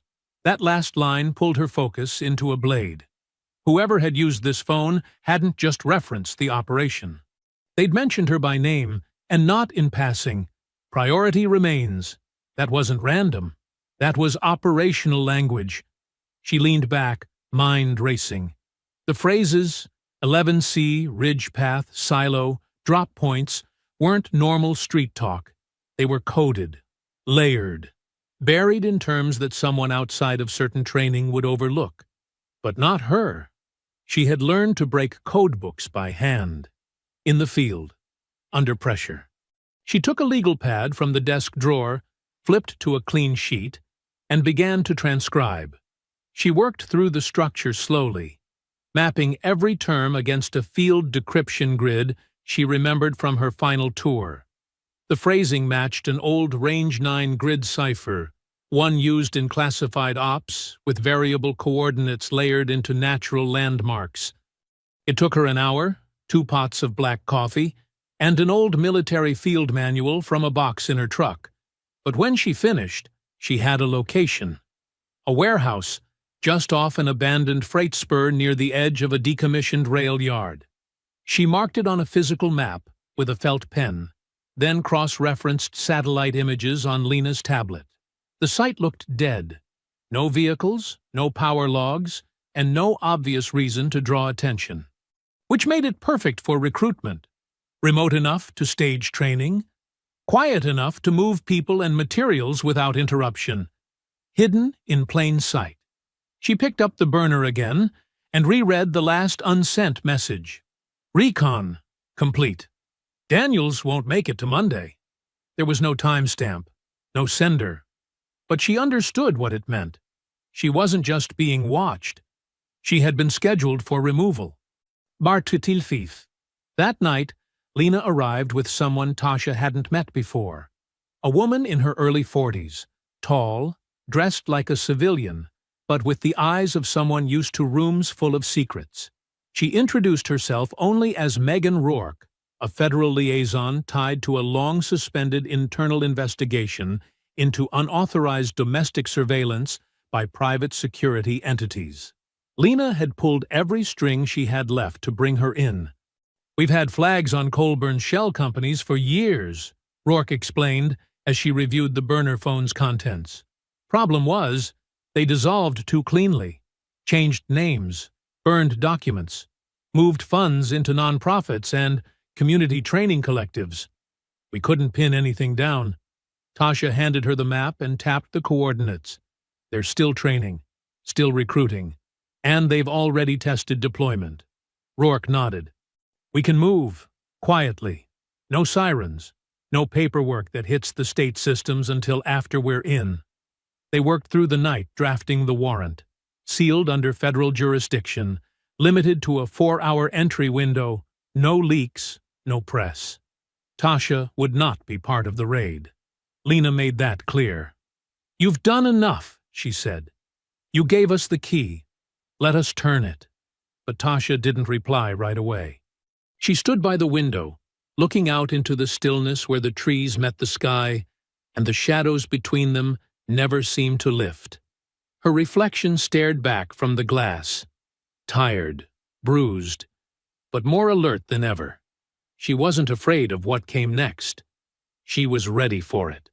The warehouse sat in silence, squat and rectangular, built from weather-worn corrugated steel, with no visible signage, and a gravel drive that had long since disappeared beneath a thin crust of weeds.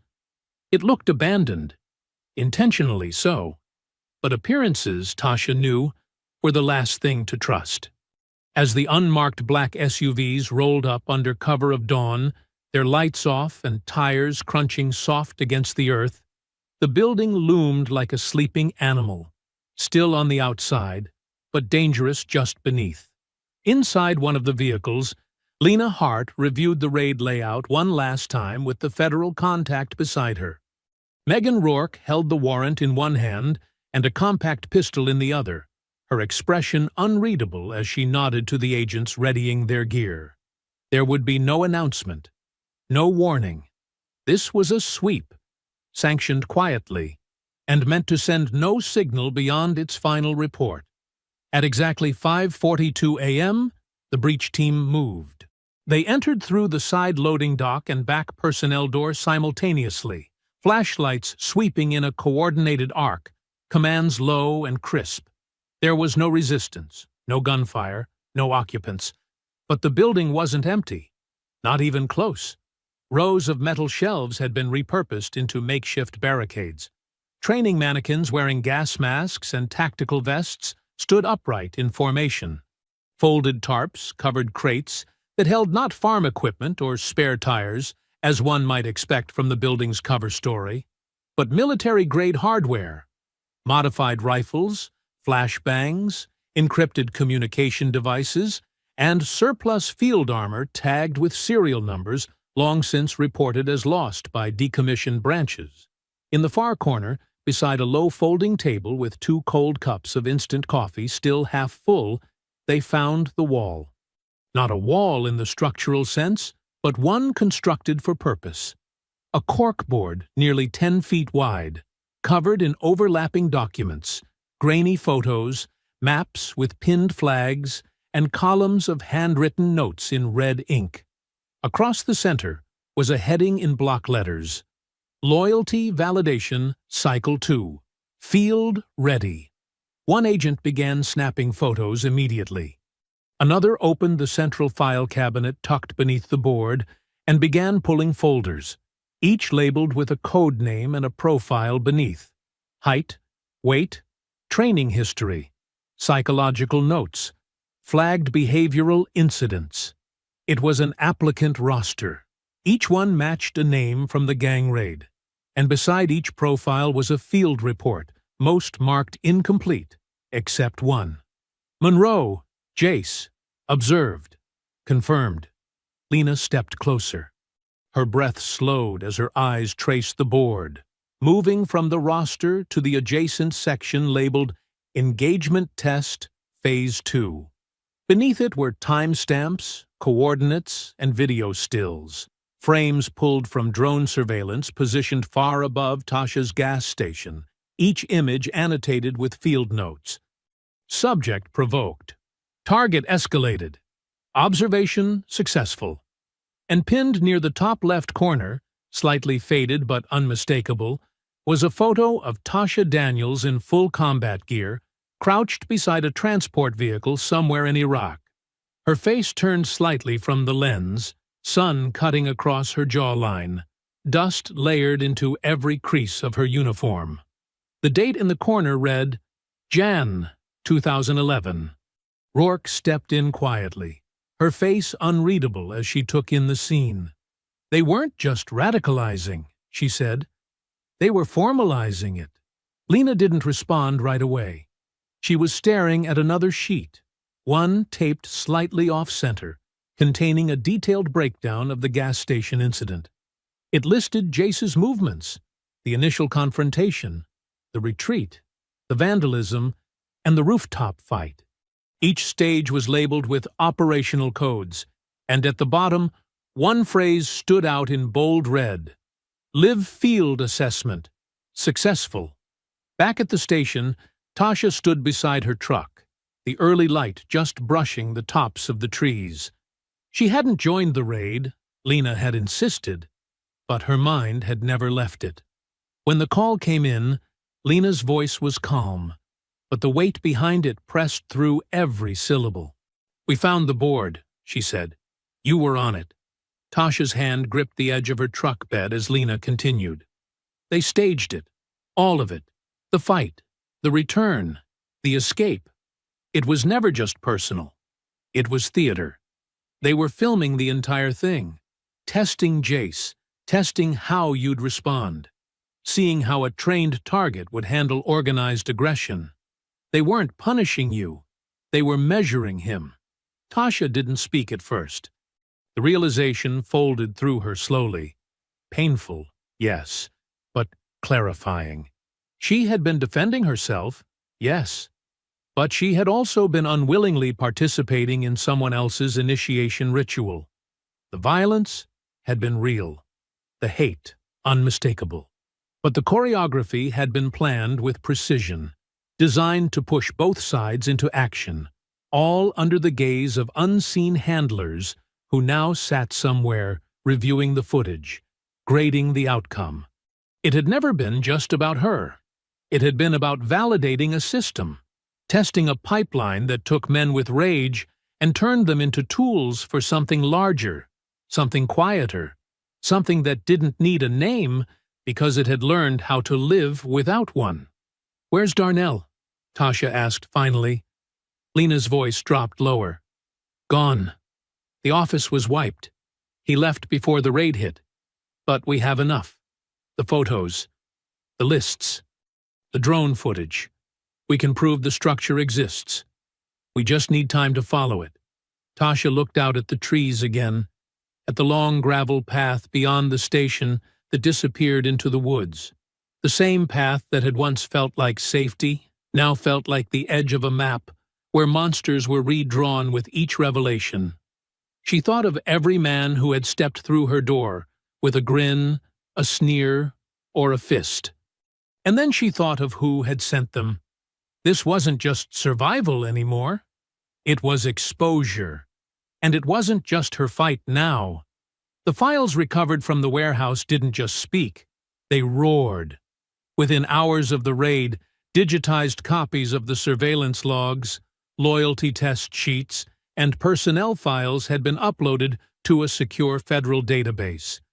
Megan Rourke moved quickly, bypassing state channels entirely, and contacting a senior agent in the FBI's Domestic Terror Task Force. The call was short. The evidence said enough. Within a day, a federal order had been issued to begin dismantling every trace of the structure built beneath Colburn Security's original framework. By the third day, subpoenas had been issued. Search warrants expanded. What began in a forgotten warehouse on the edge of Mason Pines unfolded into a national operation. Every location tied to Colburn's former executives, shell companies, and training affiliates was examined. Offices in Georgia, Nevada, and the Carolinas were raided simultaneously. Server farms were seized, back-end ledgers, buried accounts, false nonprofit records, all of it laid bare in the space of 72 hours.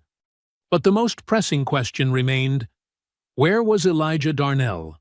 It was Tasha who found the clue, not in a database or memo, but in a voice recording buried in the burner phone's cache, overwritten but not deleted properly.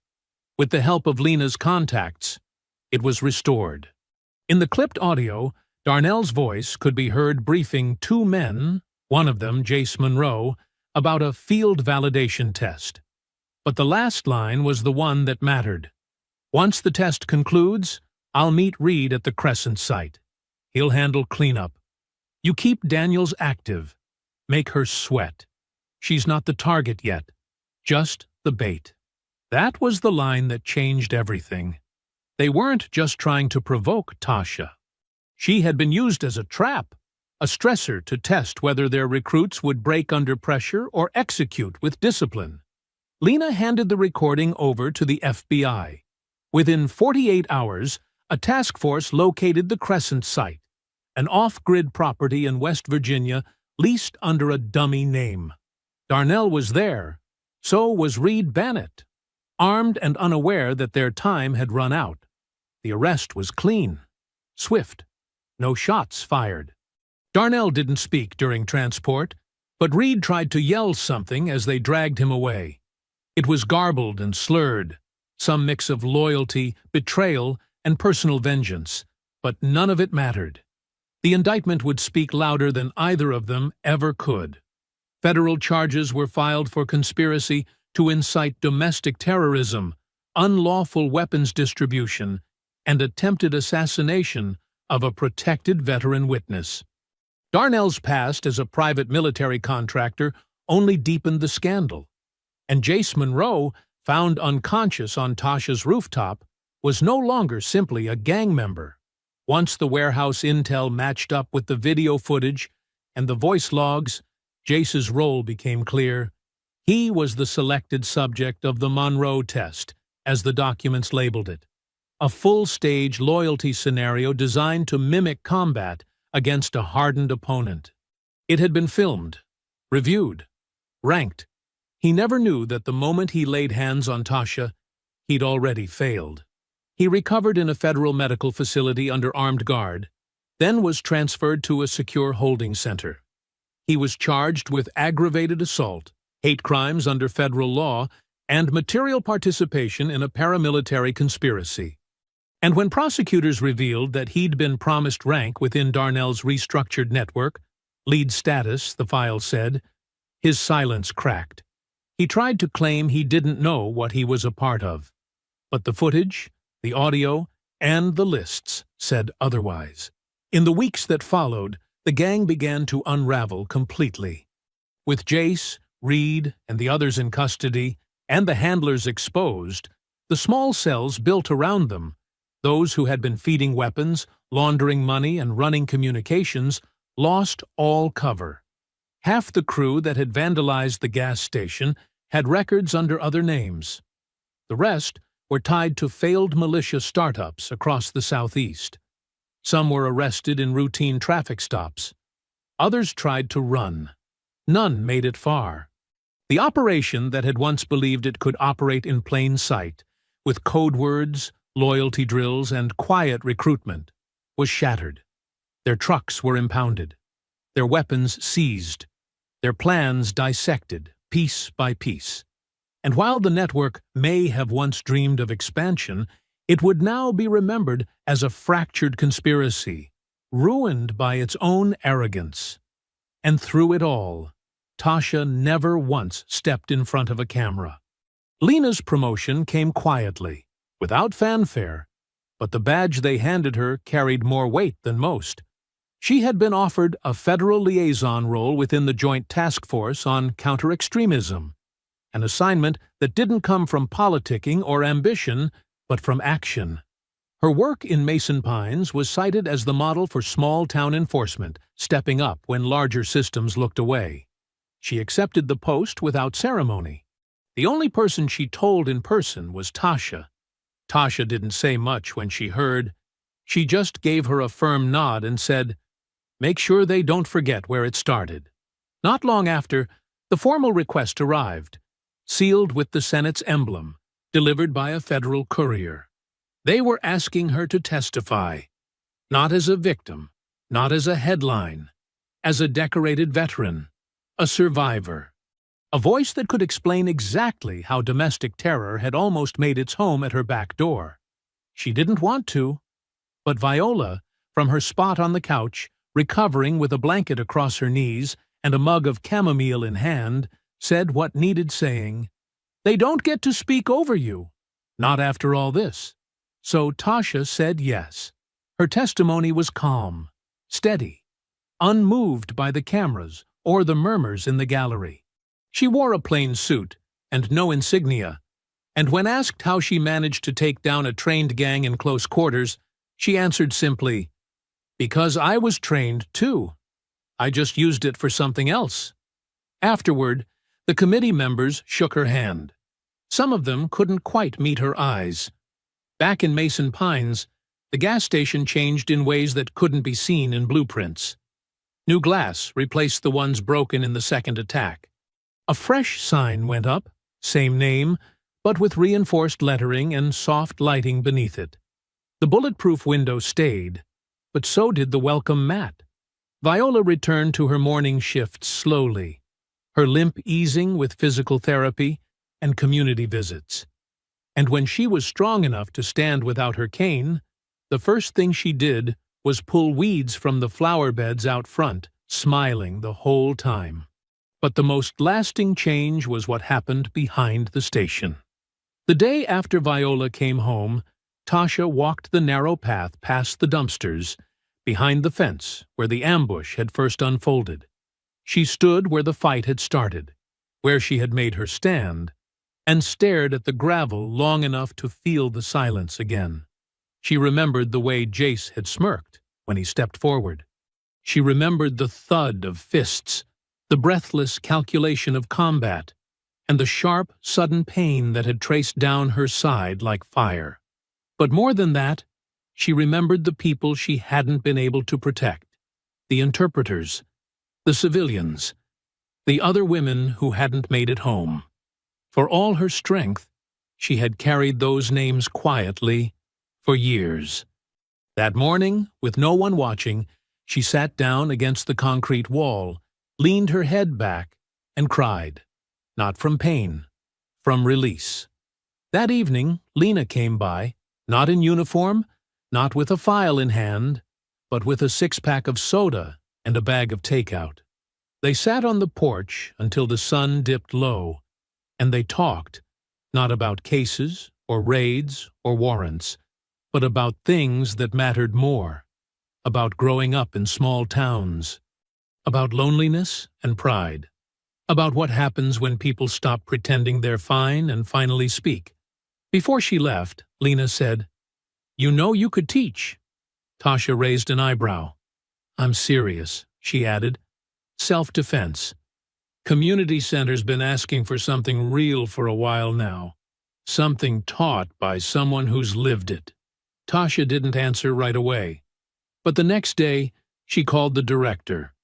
A year later, the gas station didn't just recover, it thrived. Locals made it their stop by choice, not just necessity.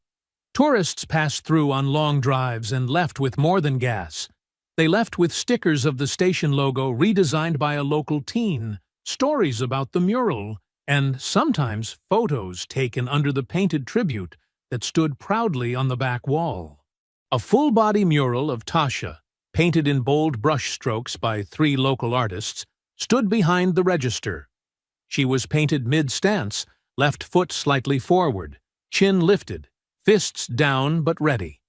The caption beneath said, "We fight to live, not to hate." Inside the community center, a weekly class filled the rec room with movement. Tasha taught close-quarter defense, grounding techniques, verbal assertion. The girls who came, some quiet, some loud, all eager, called her Coach D. And when the school invited her to speak for Career Day, she stood at the front of a crowded auditorium and told them the truth. Not the polished kind, the kind with grit and consequence.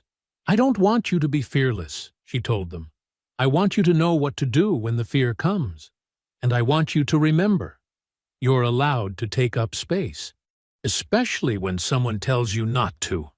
They applauded, not because they were told to, but because they knew she meant it.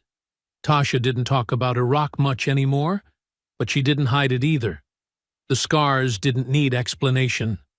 The past didn't need to stay in the shadows. It walked with her now, not as a burden, but as proof. Justice hadn't come quickly. It hadn't come cleanly, but it came, because she stood her ground. And when the moment came, she never backed down. I hope you enjoyed that story. Please share it with your friends, and subscribe so that you do not miss out on the next one. In the meantime, I have handpicked 2 stories for you that I think you will enjoy. Have a great day.